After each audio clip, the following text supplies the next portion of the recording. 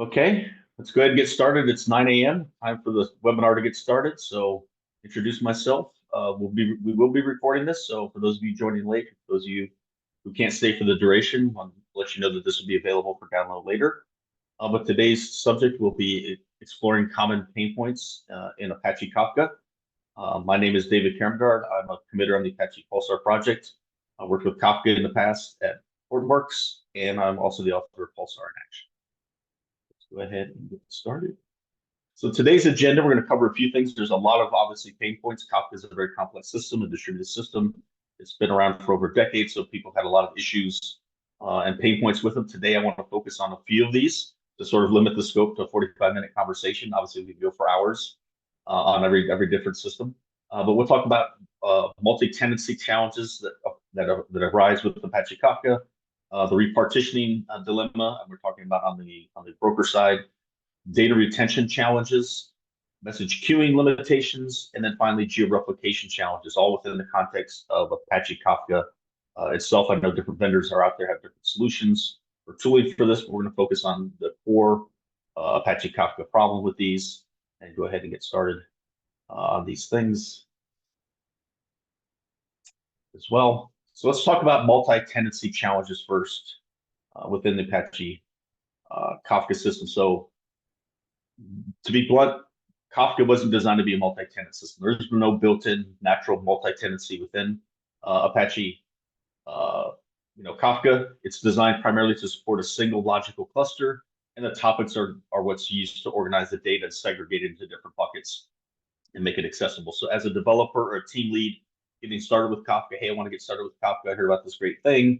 Typically, the path would be to install your own cluster for your own use, and then you'd be burdened with the maintenance of that and the care and upkeep of that. I know people have had over 50 clusters in their organization. Everybody had their own Kafka cluster. You get the sprawl going on, and there's reasons for that. Again, it's not nature supported natural tenancy, data exposure as well. Like you put your data out there and you let somebody in on your cluster. Kafka, they can come access the data. So you typically get these little silos where everybody has their own individual Kafka cluster running in the organization. So, a lot of these, there's some issues with this. There's a lot of things. So, obviously, you get this bit of a sprawl going, or you get multiple teams starting to happen, spinning up Kafka clusters. And due to its resiliency or its design, Kafka requires at least three brokers, and that typically leads to significant over provisioning of the resources for these small and medium workloads. Right, your team starting up a very small project, you want to get started with Kafka, maybe you have a dozen topics or so.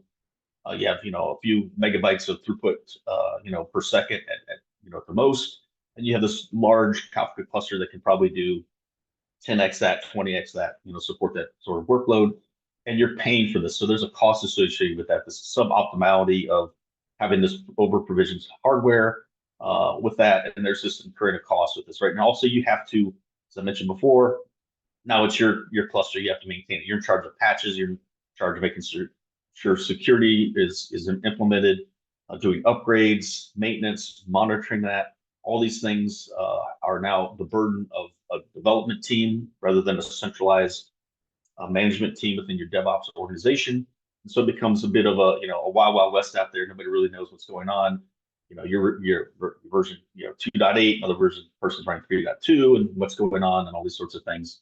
And then obviously access control. If you ever have data you want to share with another team, you want to give them access to it. You have to make sure that you have those consistent security policies as well, and who can access in and how you're authenticating becomes sort of a challenge with that. So what you really want, an ideal solution is a multi-tenant system, right? So everybody, the common example of multi-tenant system is something like AWS, Amazon Web Services, Google Web Services. You can think of it as millions of users use it, but each one has their own carved out little environment to work inside of. You can have a known set of I want to allocate this, I want to allocate that, I want to use this service, I want to use that service. You authenticate and you get out just what you need, and it sort of creates this bit of a virtual isolation within your environment, right? So different tenants can come in and access it. Here in this example, tenant 1 could be an organization in APAC, and tenant 2 could be another tenant somewhere else in North America. They can all access that exact same system. Coming in, and they just provide credentials over a centralized access point, and they come in and they can use this larger system that they don't have to worry about maintaining and patching and upgrading and suboptimality, and just carve out that little piece of the world and have a service at the endpoint, right? So your traditional SaaS model there. Now, with a multi-tenancy, what you really want, each tenant wants to be able to use the system with a high degree of customization, isolation, allowing you to have separate and secure spaces within this larger shared infrastructure. So again, there's a larger resource pool. You have more efficiency, right? As we mentioned previously, if you set up a single cluster for your team, you're probably using 5% of the capacity. Now you can keep that same size cluster and share it with 20 teams if they're all using 5%, for example, right? So this allows these teams to have a pool of resources, share it, but still have the illusion or the impression that they are under the covers having their own Kafka cluster running, that it's just theirs, right? That you can have distinct data, silos, you have your own configurations, your own security access based rules, all these different things are in place. And you don't have to worry about having all these different maintenance problems anymore. You just have one large cluster, which is much more efficient to use. So obviously there's a lot of benefits to this. Cost efficiency, as I mentioned before, it's a shared infrastructure pool, so the cost per user is much cheaper, and the DevOps is offloaded from your team onto the professionals within your organization that are in charge of doing patches and upgrades and security all the time. So you have the centralized management going on, coordinated downtimes, upgrades, these sorts of things, making sure that everything is done and copacetic and with a minimal amount of impact.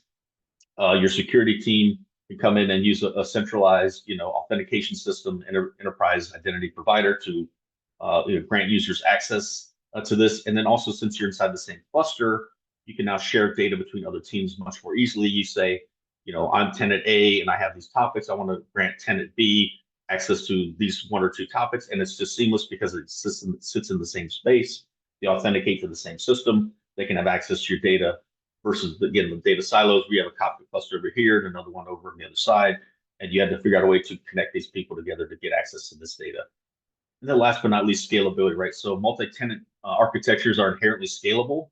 And then as you add more tenants, you can increase, the number of brokers and to, adapt to these changing workloads, have a bit of elasticity to them. So it's just a win-win for everything. And Kafka, really doesn't have that. It's a bit of a challenge.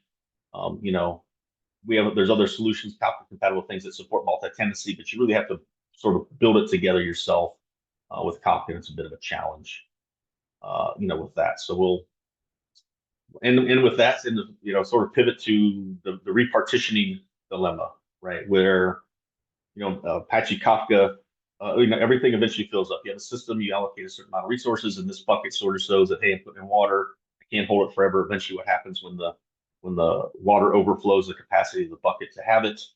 So everybody who knows Kafka knows that it uses a partition-based model. So really, under the covers, the core data structure for Kafka, or really most horizontal scalable messaging system, is a log, a distributed log that exceeds the capacity of any one machine to build it. And so you have to figure out a way to utilize the disks on other machines in order to increase the capacity beyond that, beyond what you can stuff in a physical, machine, whether it's a virtual machine or a physical machine. At some point, you need to exceed that capacity. And so their approach is called a partition base. And so they say, okay, ahead of time, you have to determine how many partitions you're going to have. So that's step number one of creating any Kafka topic, right? You say, okay, I want to create a topic. You have to define the number of partitions. There's a default of 3, I believe, now it's built into the system. So if you create a topic, by default, it's going to create 3 partitions. And this has the impact of saying, this puts a sort of an upper bound on the size of your topic right then and there, because you can only put a partition on a physical machine. Therefore, you have three partitions. That means your maximum capacity is equal to the maximum size you can store on a physical machine, right? And if you need to, whatever reason, if you guess wrong and you need to put more data in there, now you're in a situation where you have problems and you have to figure out how to work around that. So that's for this problem. That's the crux of this problem. Sorry. Now, to be fair, the data is evenly distributed across these partitions, right? You write data come in a perfect world, everything is distributed evenly. A message comes in with a key and value, and then what you do, what Kafka does is do a hash on that key value. it's going to return a value of, equal to one of your partitions. Is going to map to either partition, in this case, 0, 1, or 2. In an ideal world, again, the data is distributed evenly. So here, it's just completely random: 1, 2, 3, 1, 2, 3, 1, 2, 3. They sort of get spread out evenly. And you want to do this hashing to make sure that messages with key, with a similar key are kept together. So from a consumer side, when you go to consume the messages and you're attached to a single partition with one of your consumer groups, then you're getting all those messages together. You don't have to jump to another partition and maybe miss data, or it's out of order because you're reading the same key from a different partition and the ordering is out of sync because of the way that they're stored, et cetera. So this is not only designed for ensuring that you maximize the storage capacity in Kafka, but also for on the consumption side as well. And so, but eventually you're going to fill up, right? Eventually you're going to get, to here's 600 million messages, and then you start to have a problem of how much more space do I have, right? So as I mentioned before, you define this ahead of time, and let's just say you have a broker, you have 3 brokers, and you've maxed them out, right? 64 terabytes, I think, is the largest EBS volume you can attach to an instance in AWS, for example. So it's a very, very large machine. You scaled as vertically as basically as much as you can under the covers, but that's it. That's a maximum size of all the data you have. And this is the best case scenario, right? This is assuming you get one distributed log, you get the entire cluster to yourself. Really, you only have 64 terabytes of storage for data, for raw data, real data, because Kafka is a redundant system. You have by default, again, 2 replicas of every piece of data. So a total of 3. You have the real data and you got a replica. You can adjust that if you want to get it down, but you have to account for it, right? So you've already reduced your storage capacity by 2/3. And this is it. This is all the space you have for all of your topics, right? And there's going to be other topics using that same disk space, right? So it's not just one log. It's all 64 terabytes. There could easily be 100 topics that are all competing for that same 64 terabytes of space. So on average, you're each going to get only 640 gigabytes of storage capacity. If you want to keep this data for 7 days and you have a reasonable rate coming in, you're eventually going to hit the situation where you're going to run out of space for your topic, right? It's going to happen. It's not a matter of if, but it's a matter of when that occurs, right? Because there's only a limited amount of space in a Pulsar topic. So we've all been told, hey, you just add a partition, right? That's it. Kafka is a horizontally scalable system. Assuming you have a broker available with some disk space, you just add this another broker, you spin it up, you provision it very easily, create it up. But that's not enough, right? Expanding the storage capacity, it doesn't occur naturally, right? So you've now expanded this topic. Let's just say you've added another partition. What happens, right? The data is already saturated in partitions 0, 1, and 2, and you've got this brand new space to write the data in. This is not what you want. This is a first step, but it does not solve your problem from a Kafka perspective, right? What you have to do is what's called a topic rebalance. You have to literally move all of the data that you have pre-existing in these other partitions across and redistribute them across all these new partitions, right? Because new partitions are still going to come in. So let's say you added a partition at the worst possible time because your disk was full. You try to publish a message, you got an error, and your producer said, I got an exception, said I can't write anymore, the partition's full. So you're in this situation where partition 0 is filled up, it's assigned to a broker, it's pinned to a disk.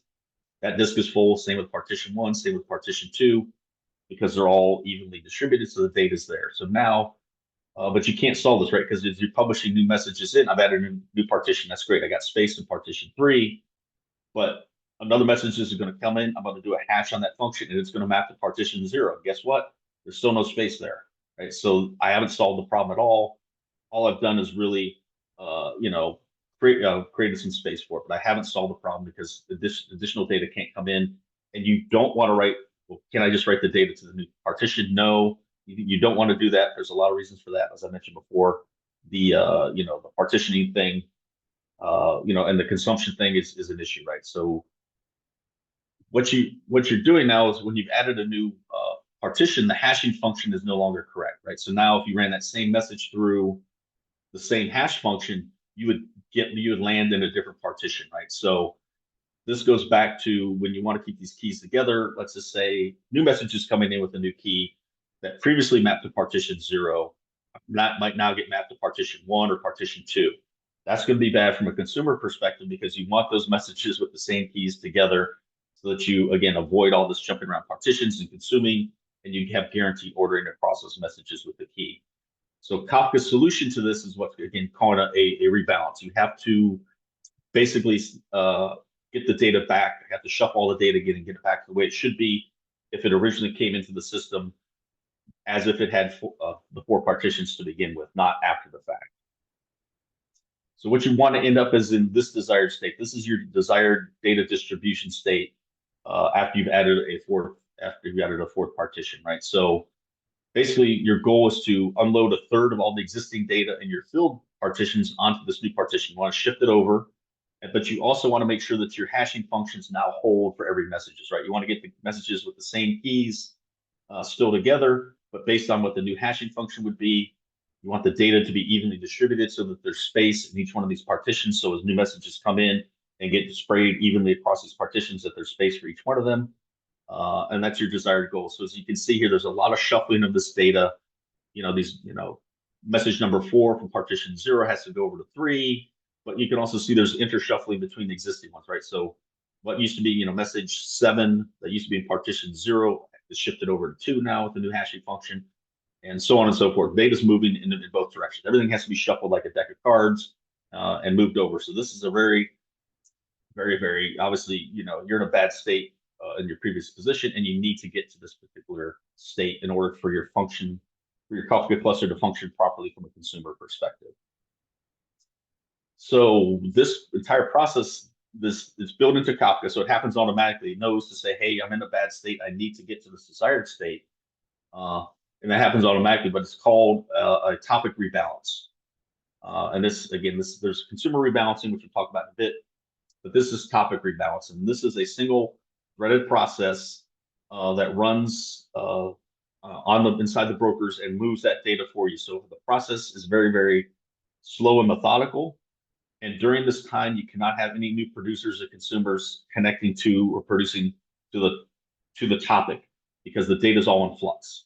If you ingested new messages, you violate the ordering guarantee of Kafka clusters because you'd be putting newer messages in with the older ones. So it's a stop the world, let me shuffle all the data event. And you basically, what it does is under the covers, it consumes the messages from oldest to youngest, starting with message 1, 2, 3, 4, in a round robin manner, and retakes that message and reruns it through the new hashing function to determine the new key. Where does it land? Where does it belong now? And it takes that data and it rewrites it back onto the new partition, right? So again, in this case, message 4 has already went through. From partition 0, it was read, and we determined, hey, it's going to partition 3. So that data gets moved over the wire, read from disk, written to a new disk, moved over a network somehow, and then you have to go back and mark message 4 that was previously in partition 0 to be deleted, right? So we gray it out here, say, oh, this one's deleted. You got to delete this. Same with message 5, it got shuffled around. Message 6s, etc. So all this goes through, and it's a serial process. And it's during this time, it's a micro outage again. Nobody can write or read. And how long this takes is a function of how much data you have. So a lot of the literature you read, inside Kafka will say, limit your partition size. You don't want to exceed like 32 terabytes is what I've read lately. Don't let your partitions get bigger than this because it would just kill you, right? That process of moving 64 terabyte partitions would probably take, weeks to do. I have no idea, but it would definitely be a slow process. And so this is the real problem when you, with Kafka and you have to repartition. So you pick a topic ahead of time, you pick the number of partitions, and you hope you're right. You're never right. And then this is the penalty you have to pay for guessing wrong. And it's a bit of an issue with that. So moving on to data retention challenges, right? So it's kind of couples with the partitioning in a sense that you have issues with keeping this data around. So going back to what I talked about previously, Kafka is designed to serve data from disks that are attached to the broker, right? It is one of the core design principles that assumed that all the data on the broker will be served by that broker. So this, has a theoretical limit on the capacity of your Kafka clusters we already mentioned. So again, if you have 3 brokers, each with the maximum disk possible, 64 terabytes, that gives you a total storage capacity of 192 terabytes on that disk. Not accounting for replicas, not accounting for other data in there. That's really it. And as far as you're concerned. Now again, it is a horizontally scalable system. So adding a broker will increase the total storage capacity of the cluster. You can add a new one in, and that scales out. So that's absolutely true, and that holds. But again, as we mentioned before, it's a partitioning issue, it's a placement issue. Just because you've done it doesn't mean that you solve the problem, right? So again, you want to expand the capacity. You have this data here, and in order to utilize it, you have to do the rebalance. You have to move the data over. New topics will be able to use that new broker space when you put it in, but there's still limited space or competing space on the older brokers, right? So again, you have to keep that in mind, because when you're publishing to a partition in a topic in Pulsar, as soon as one of the partition rights fails, regardless of which one it is, the whole processing stops, right? So let's just say, getting a little bit off script here, but let's just say, okay, I had brokers 0, 1, and 2. They're not 100% full. It's not worst case Dave. They're just kind of 50% full. And I added a new broker. What's the impact of that? What that means is, so you create a new topic, it would probably be assigned a partition on broker 3, but it would still have to be assigned a partition on one of the brokers from 0, 1, and 2, the existing pool.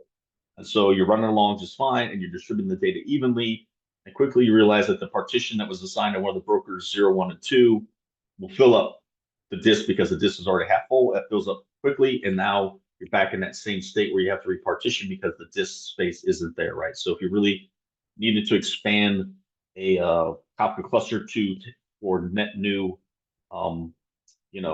topics, and you wanted to just get around this thing, you'd probably have to add 3 brokers to do that, and there's still no guarantee that they're all going to be assigned to that, right? So it's just kind of a bad space. So even if you add these things in proactively, you still have this issue. But let's go back, so you have this issue where you have the data pinned to these different brokers in this scenario, right? So I have brokers 0, 1, and 2.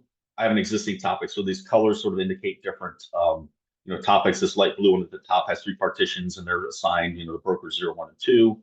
I have this like gray one, and it has 3 partitions that they're pinned to different ones, and so on and so forth. And they're assigned to these machines. Now you have broker 3 sitting out there. Again, it's net new. No topics are assigned to it, let's say. And so, now you have to basically, if you want to alleviate the pressure on these broker 2s, you have to not just partition one topic, but now you have to partition all of them, repartition all of them to spread them out, to spread this data out. As many as you need to do. If you really want to have data distribution, you're going to have to do that, multiple times. So if you thought that process we just talked about in the previous slide about topic rebalancing being expensive as you read data from disk and you rewrite it to another disk and send it over the network, this just makes it 10, 20, 100 times worse. However many topics you have, that all has to be done to shuffle that data out. So it's really, again, you can't just solve that problem by running out of space very quickly, very easily with Kafka. So some of you might be saying, what about tiered storage offload? Kafka has this newer tiered storage offload offering. They released it in the open source a while back. And it is true, it works. It works well. What it does is, data is written to the local disk, and then periodically behind the scenes, the data is read and moved to asynchronously transferred to remote storage. And so it blocks it off into what it calls segments. I think the default is 2 gigabytes of size, takes these 2 gigabyte size messages and moves into remote storage, and one after the other. So this extends your capacity, your storage capacity beyond the local disk. So that sort of solves the problem we were talking about with, I need to rebalance, and if I run out of disk space and all these sorts of things, you can extend your storage capacity into blob storage, something like S3 or something like, Google Blob Storage or Azure Blob Storage, something like that can be done. But there's a problem with that, right? Because we talked about before, Kafka is designed to read data from local disk. That still holds. That design has not changed. So if you enable tiered storage offloading, then and you want to access data that's been offloaded to tiered storage, that's fine. But what happens is Kafka goes out there and says, oh, you want to read this segment? It's not here anymore. I know where it is. I'll go get it. And then it copies it back onto local disk before it can be consumed.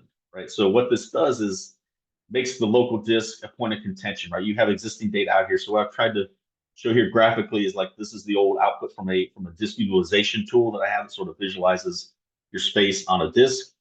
As I mentioned before, this broker is going to have multiple partitions from different topics on there, just contiguously stored. So you got all these different topics stored.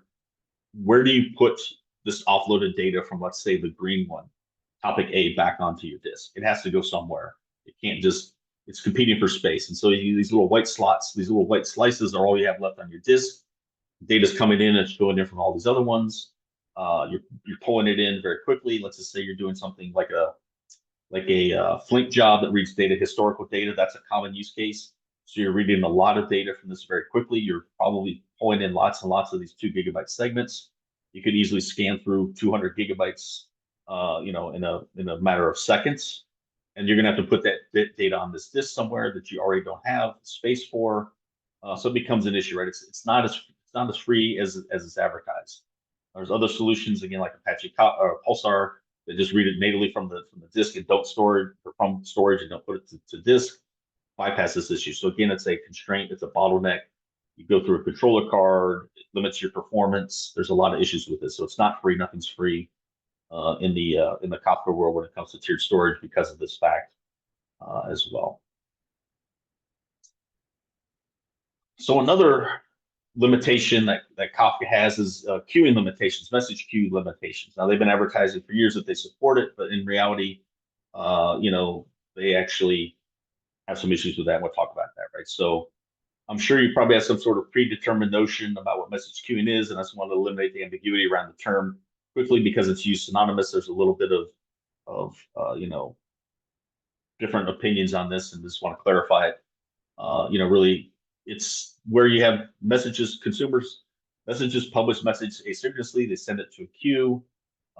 It's stored in FIFO order, so first in, first out. The consumers can then consume the messages from the FIFO order, and once they're processed, they're acknowledged individually, and then immediately deleted. So think of it like a RabbitMQ is your more traditional, or even your IBM MQ is your old traditional message queuing system. I'm trying to send messages from point A to point B. The goal is I don't want to retain the data forever, right? These were limited systems. They're built back in the era before distributed systems. So you're trying to keep all these messages and all these topics on a single disk. And then the protocol was I publish a message. Everybody who gets it has received it. I can delete it aggressively. I want to get rid of it to make room for newer messages. So based on that technology pattern that existed from the 1990s through today, various messaging patterns were built with the queuing semantics in mind. I list some of them here: pub sub, point to point, request reply, work queues, dead letter queues, and scheduled delayed message delivery are all sort of these things that are fall under message queuing systems. I just want to talk about this and talk about how Kafka can support them and how they can't support them.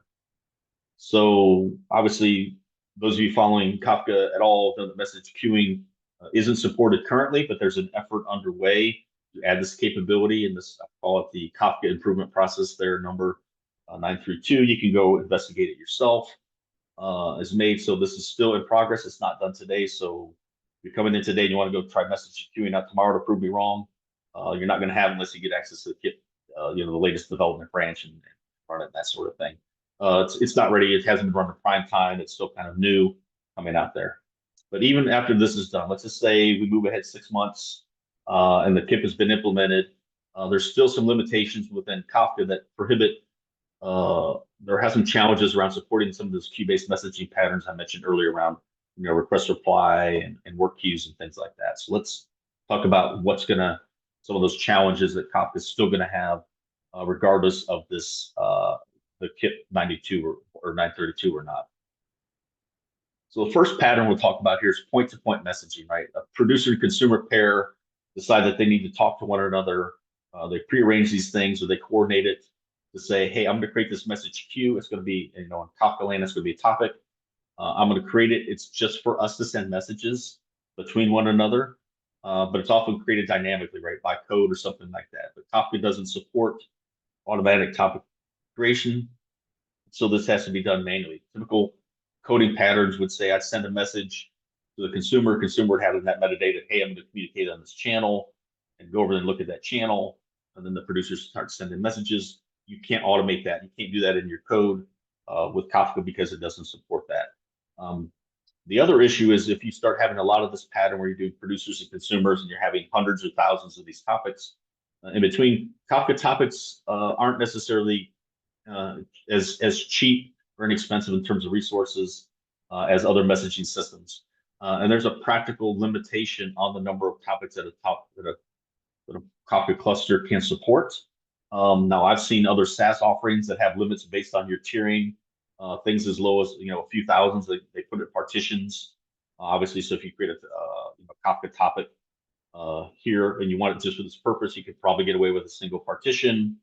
But you still have this limit of a few thousand of topics, and so you're quickly going to start consuming up space into this limit that you have as far as global topic counts. I think the open source Apache Kafka one, which is what I'm referring to, or decided to speak about here today, is still in the 500,000 range, which sounds like a lot, but you start doing this at scale, this comes into play. You do 20, 30,000 of these, starting to eat into that limit, and there's also a cost associated with maintaining and monitoring these as far as resource locks and things like that become contentions as you scale up your use of topics. And so this one pattern sort of is countered by that. A similar pattern is the sort of the request reply, which is more used for the old traditional synchronous communication. I'm calling it a distributed system on a different platform. I'm going to send my request over. There's a consumer listing there. It maybe makes a call out to like some sort of web service. I need that message back. And so as a requester, I'm waiting so I get this message back. I have a separate reply queue that I'm listening on. We're using queues so in the event that the requester dies, it can join back up and get that data later on, sort of thing. And so this request reply pattern, again, is very common. It's very similar to the point-to-point. These queues are obviously often created dynamically. And it also, obviously, you have 2x now number of topics being used to support this pattern, which again eats into your topic limitation overall and has a associated overhead with this. And it's just not really natively supported inside the Kafka network at all. Work queues are the problem that KIP 932 actually addresses finally. Again, this is sort of the competing consumers. It's known as a competing consumer pattern. A producer sends a bunch of messages. You don't really care about who processes it. We want them to be processed in parallel because you want to consume the messages quickly. Think of it like you're coming in, incoming e-commerce orders or incoming requests for different data. You can have parallel instances of the same consumers grabbing a subset of the messages. They each get them in a non-deterministic manner. That's why it's called competing. They each grab the messages, consume it as fast as they can, acknowledge that it's been processed, and then grab the next, and they keep going through this particular process. And so this is a message queuing pattern. This was never supported by Kafka in the past because of their consumer group mechanism and what they had, around that limitation of you can have one active consumer on a partition per time at any point in time. Thus, your number of consumers you could have to support this pattern was equal to your number of partitions. So if you needed to increase this scaling capacity, you had to increase the number of partitions, which wasn't necessarily a great choice because it has impacts on consumers who are trying to read the data globally in order. So there's this competing issue with this, and so, but now it's actually supported. However, if you get in and you dig into the KIP as I was doing the other night, you see that what they really do is introduce they expand this consumer group protocol and create what's called a shared group. But the shared group, because it coordinates externally, has a coordinator, it still is subject to this consumer group rebalancing that I talked about, right? So in the situation where, for those of you not familiar with what consumer group rebalancing is, basically all the consumers decide that they're going to consume from a topic. They coordinate and communicate with themselves using this internal topic, and they periodically, publish their status back using a heartbeat. Now, if for some reason the monitor, there's a process that monitors this consumer group to make sure it's making progress, and it notices, it detects that a heartbeat wasn't received by one of the consumers, then it stops that consumer group, pauses all the processing, and reassigns the partitions to the remaining consumers in the group. So that there's always a rebalance, whether if a consumer drops from the group, network connection, or it dies, or if a consumer is added. You have to sort of stop and redistribute all this information. And during this time, the processing is paused, right? And so the longer this rebalance takes, there's a significant latency in this processing. You have a rebalance, it stops, another rebalance, it stops. And so even though now you have the work queue, you still have this potential issue of a consumer rebalance always being there in the background that could be triggered and create a significant latency, sort of thing. So somebody making a go down there. So yeah, thank you for the Kafka support of auto topic creation. I think that's been added. That's a fair point. But still, the topics are still expensive. They're not free. There's an overhead, there's locks on these sorts of things, and there is an upper bound on the number of partitions. Again, as I mentioned, all these different systems seem to put a limit on that, and that just eats into your quota of partitions in the request reply, and the point-to-point messaging are still valid. But I wasn't aware that you can auto create topics now, so that's great. Learned something today. Let's talk about the next one. So after the consumer rebalance issue, it still exists within KIP, and so that's still something to be aware of even after the fact that it's released. Other messaging patterns that you want to do is like the dead letter queue. So sometimes messages that just cannot be processed, you want to move them to a secondary queue for future examination so you don't block the processing, right? So sometimes you might encounter a non-transient error. You can just ACK it and keep going. Again, you can negatively ACK it and just have it redelivered later on, again and again and again. And if you don't want to lose that message, at least that's what KIP 932 is going to support. Is you have three options: you can accept it, you can reject it, or you can release it. Call release it, which is basically a negative acknowledgement. Send it again and again, and then you do this ping pong message where it's going back and forth. Now, if you reject it, it's just gone. It's kept in the topic, but you don't have access to it anymore. It's still there, but it's not segmented off into a separate dead letter queue. Sometimes you just want to move these things out. You want to put them here. Hey, these messages are bad. I can't deserialize them, or they're encrypted with a encryption key that I don't have access to right now, but I want to keep them around for later use. Or the schemas changed. They're using an old schema I'm not aware of, or maybe a new schema I'm not aware of. So I don't want to just reject them and have them lost sitting around in my topic. I want to have them somewhere so that when I can fix the problem, hopefully I can go back and handle these corrupt messages or these unprocessable messages later on without having them, going back and forth and being redelivered over and over again. So that's an advantage that they have as well. And dead letter queues is not supported. It's just not natively built into the Kafka client. It is built into other messaging systems, again, like Pulsar is one, but there's other ones. RabbitMQ is another one. Queuing systems all have these sorts of things, and sort of a gap or a challenge to re-implement this with Kafka because you don't have this facility available to you. Will KIP 932 have dead letter queues? Nope, as I kind of alluded to previously. It has three ways of acknowledging messages. I can ACK it, say I got it successfully.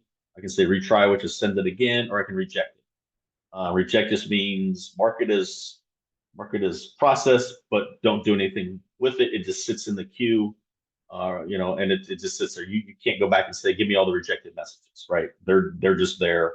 They sit there forever. They're basically skipped. The cursor position, the consumer offset moves past them, and you just continue your life. And best of luck trying to find them later on in the process. Another pattern that's very common in queuing is the scheduled or delayed message delivery. This is useful in scenarios where you do a lot of offline processing data overnight. Let's just say you have large batch jobs, do some machine learning, and you create these messages. But the consumption of these messages triggers an event that you want to occur during the normal business hours, such as sending an email or scheduling an automated process, triggering a truck to go out on delivery or whatever sort of thing. And so you want the process to run and produce all these messages and queue them up somewhere in a delayed or messaging queue. And then at a certain time, trigger the delivery out to an actual consumption queue where the consumers are going to get that data and then they can process it, right? And so this is something, again, it's another pattern that you just really can't do. You can probably work around it in some ways. You can write some coding to maybe do something similar, public messages to a topic, and then trigger a cron job to start a consumer at 9 o'clock in the morning or whatever. but it's not necessarily built into the platform, and you have to write some tooling around it using like a Kafka system. So these messaging patterns are a little more challenging to implement in those regards than others in systems that actually support it.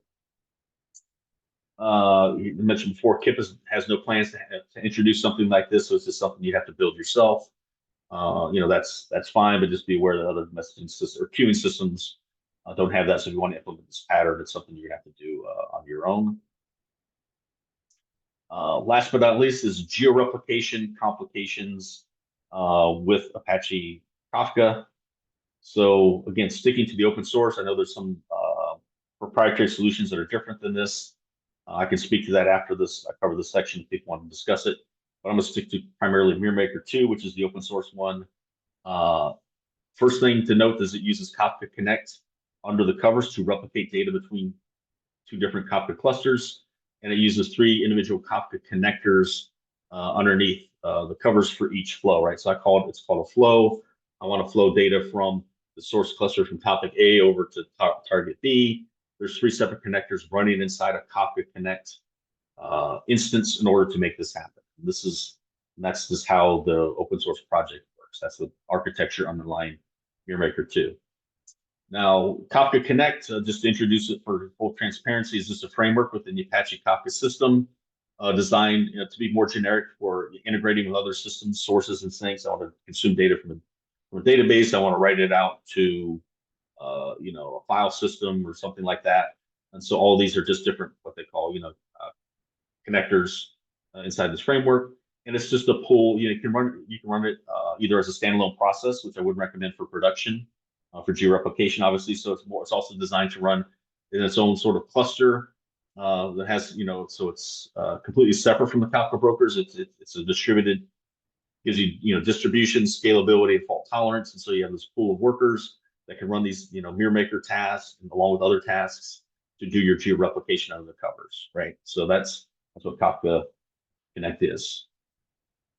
But wait a minute, I just got to call this out here, right? Given, I was told by the Kafka community that, having other systems like Kafka Connect or Zookeeper are bad, right? That adds additional complexity, right? Just calling out a couple quotes here. Why KGraph is great because they got rid of Zookeeper. Hey, you don't want to have the complexity from managing another system. But Kafka's geo-replication go-to solution, open source, relies on an external system. So which is it? Are they good or are they bad? Or they're only bad if it's Zookeeper, but not Kafka Connect or whatever. So it's sort of a bit of a conundrum. It's a bit of a issue here, right? So it is true, right? The criticisms of KRAFT, Zookeeper complexity are valid, right?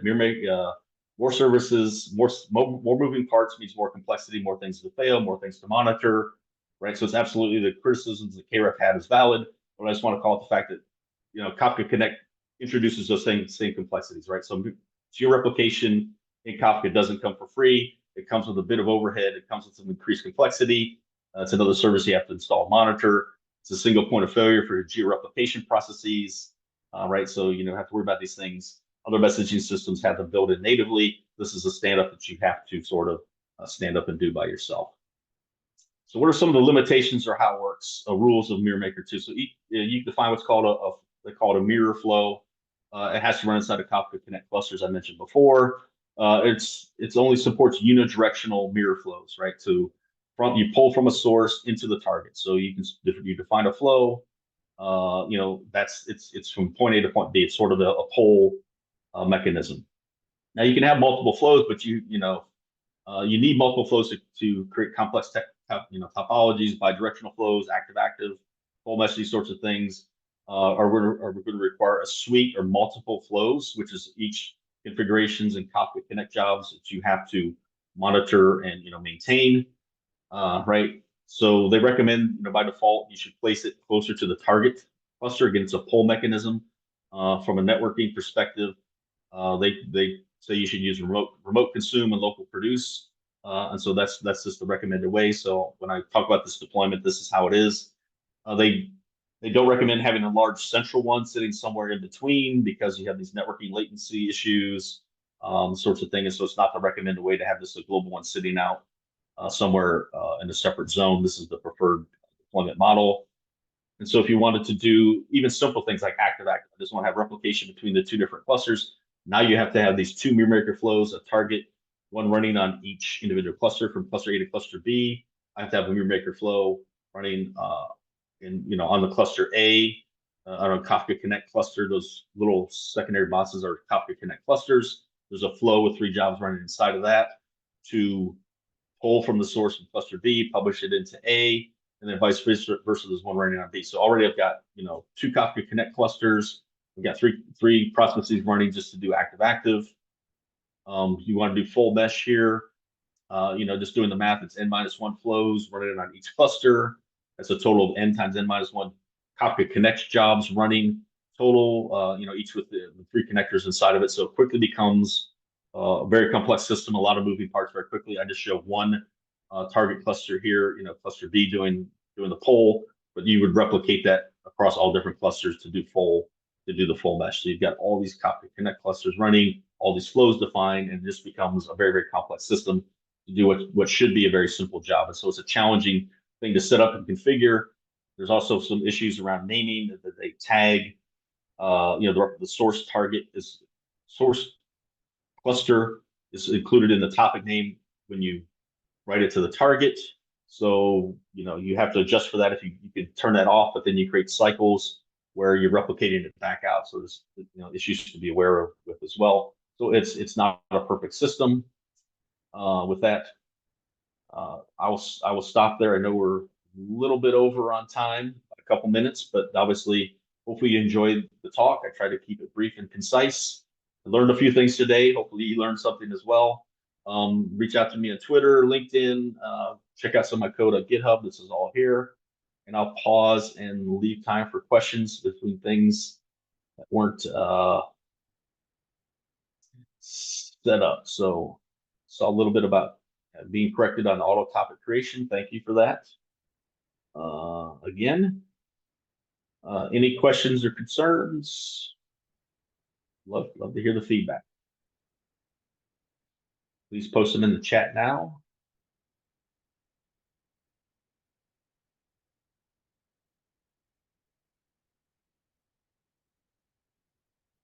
Going once, going twice. Oh, I see something popped up. For scheduled messages in Pulsar, is there a way to get the list of delayed messages or cancel them? Yeah, that's a great question. I'll have to double check on that. I know there's a way, it's in a separate topic, so you can always go in and find them. I don't know about modifying them or not. That's something I have to follow up with you on. I apologize for not knowing that off the top of my head. We have quite a few customers that use that feature. I would be surprised if they couldn't in some way, but I don't know definitively or could point you to a place in documentation where that definitively says that either. So I apologize for that.